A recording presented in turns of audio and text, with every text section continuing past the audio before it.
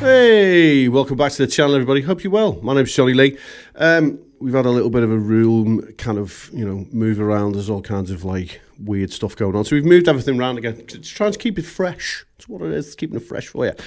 The lovely people from Sonic Cake sent me out their Matribox sometime last year. I did like a very quick review on that. I liked it. I thought it was great for what it was, and kind of truthfully saw it as a bit of a backup to the Helix or the Fractal or whatever. If the crap hits the fan, you could kind of rely on something quite simple to whip out. That's what she said, and be able to use it at a gig or in a studio situation. The Matribox II Pro that they've just done is, I think it's vastly improved. It's got a touchscreen, foot switch mode and preset mode. Also, one of the cool things as well, which I will cut away to as we go along, is the two switches on the top here for foot switch mode or preset mode are taller than the other switches on the front. Take note, other pedal manufacturers.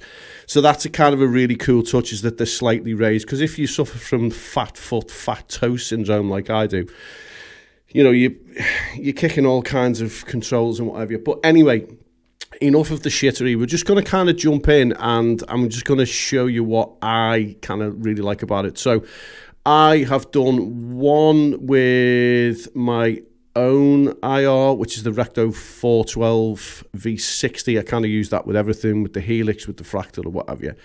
And I'll give you a couple of kind of sound examples to let you know that realistically, I think now you don't have to spend a shit ton of money on a modeler. I don't think you do. I mean, you've just heard in the intro that was one of these patches that I did. So let's take a look at what's going on with this. So first of all, there's an equalizer in the front. Gives you a nice description in the menu of what model you're actually using. So it does actually say, Tube Screamer, because some of the modelers don't do that. There's the amp. It's based on the Bogner XTC Red. A little bit of a noise gate in there, because if it's not there, you get that kind of thing going on. There's our IR. Little bit of delay in there. Some room reverb, and there's a volume pedal as well. The volume pedal is, does the wah thing as well. If you stand on it, it becomes a wah. So it's very good. All right, let's just quickly listen to this patch.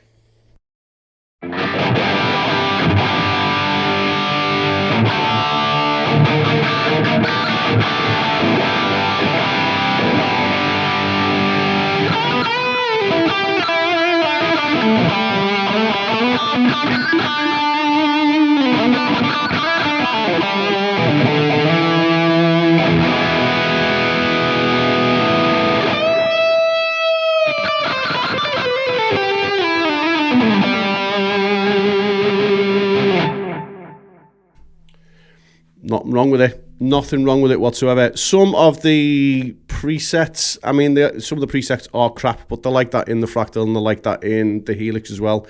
They're not the best. Let's see if I can see that 5150 that I did before. So up at the top here as well, obviously because we're in the editor, everything kind of matches straight to the unit. So if I go to preset mode, that then allows me to flick between the presets. That's a seamless switching as well, I find. Stomp mode gives us the ability to turn delays and choruses and all that kind of stuff off. This, I think, is pretty cool. It's a drum machine. Everybody wants a drum machine.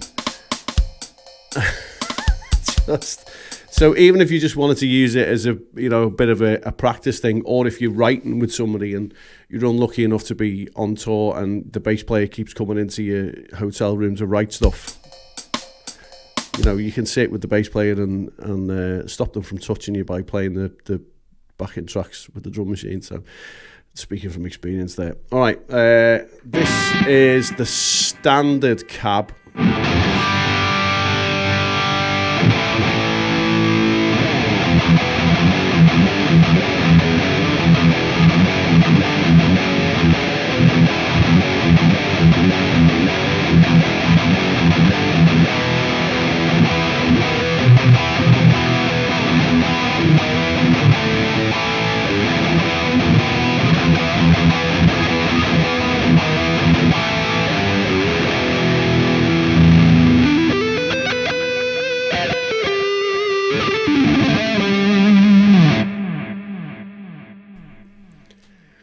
Could you use it? Could you gig it?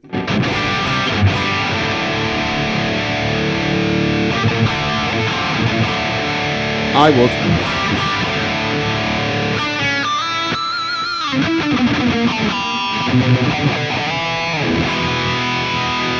And I mean, the thing is, and I have said this before, regardless of what unit that you've got, a lot of it is to do with who's playing it and how they're playing it, because I think these days now, modelling has got that good. You can't tell what people are using. So, do you need to spend a gazillion quids on something? I don't think that you do.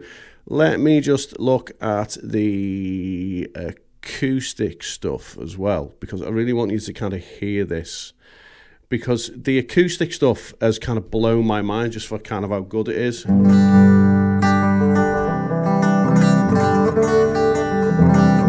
Kind of sounds like the Variacs, I think.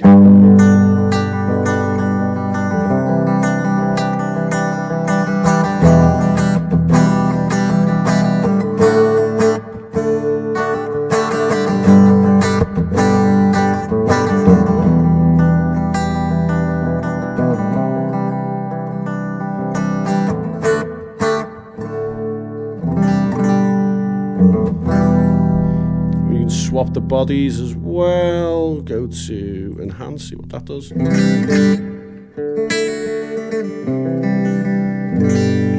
It's kind of that piezo standard. I think the jumbo's kind of my favourite. Who doesn't like a jumbo?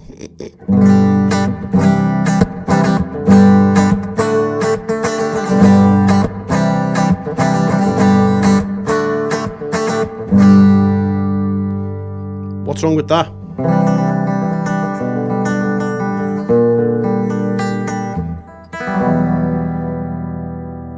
I love it. I think it's really good. So I think for the price point, I think this retails at about $299 or thereabouts.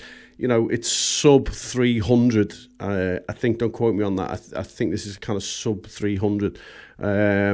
It's a lot of unit. It's a lot of different amps for the money. I mean, will you have to kind of fiddle with it and dial it in a little bit? Yeah, I think you will. But again, most of them are going to be like that anyway. Can we pick one and see what lead metal's all about? And we'll have a little play and see what's going on. Okay, so this is one that I haven't touched before. Micro amp. Tube Screamer. What amp have we got? JCM 800. Okay, so it's going to be fizzy and what have you. Decimator. There's our cab. Little bit of reverb and a volume pedal. So standard wise, and I haven't touched that.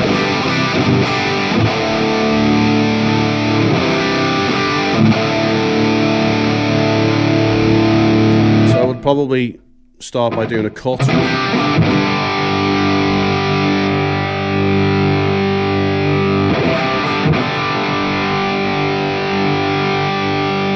About there.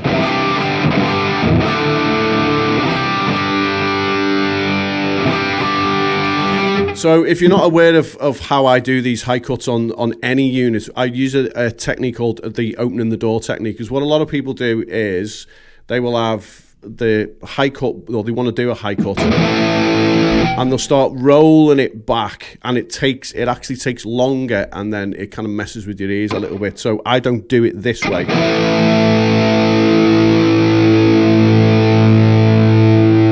because you're kind of waiting for something to disappear. So I cut the high cut all the way off and actually introduce the highs, and just as they start to appear, that's where I know that I need to be, and that's hence why I've called it the opening the door technique. Okay, so you've learned something there, haven't you? So we'll open it up.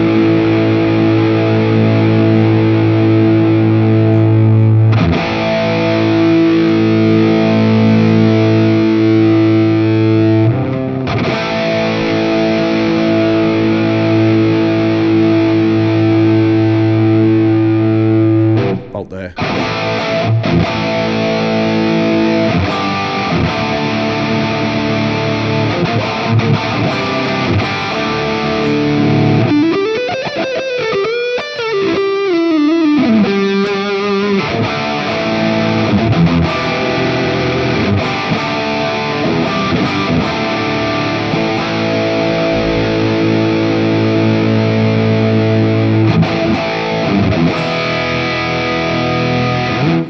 So right there, we've just gone in, picked a preset out and just dialed back the highs a little bit, and we're ready to go. Obviously, you could then set it up how you wanted it. If you wanted to add something else to the front, basically it's just a drag and drop situation and go, to that. And then you've got your ODs, and you've got all kinds of crazy stuff that you can add to it as well. And then right click and then delete. Or if you wanted to put, I don't know, what would we want to put? Maybe we could put another amp in there. We could put another amp. So we've got 2 amps in there now as well, and the possibilities really are endless. It's quite a lot of processing power. I think it sounds just as good as anything else that's out there, and it doesn't cost a shitload of money. I will leave a link down below to Sonicake. It's not an affiliation link. I don't get a bean from them at all. There's no sell. They just sent it out and said, we think you'd like this now. Do you want to do a review? Which my reply is always when companies reach out is, yeah, well, if it sucks, I'm going to say that it sucks. And no, we're confident. So that's the conversation we had. I like it. It's going to stay right there on the desk because I am going to use it a little bit more because I think there's more to kind of unfold. So we'll probably do a revisit video on this in the very near future. But the second video I've got, you're going to be really interested in if you've got a modeler, because they've sent me something else, which will be the video after this, that you're really, really you're going to love it. You're going to love it. Trust me, it's going to blow your mind. All right, as always, thanks for watching. Thank you to the nice people at Sonicake for sending the Matribox II Pro out to me. I appreciate it. Again, there's no money involved. It's not an affiliated link. They don't pay me anything to say nice things. They just send this out and, I present it to you in this lovely, wonderful manner. Take it easy.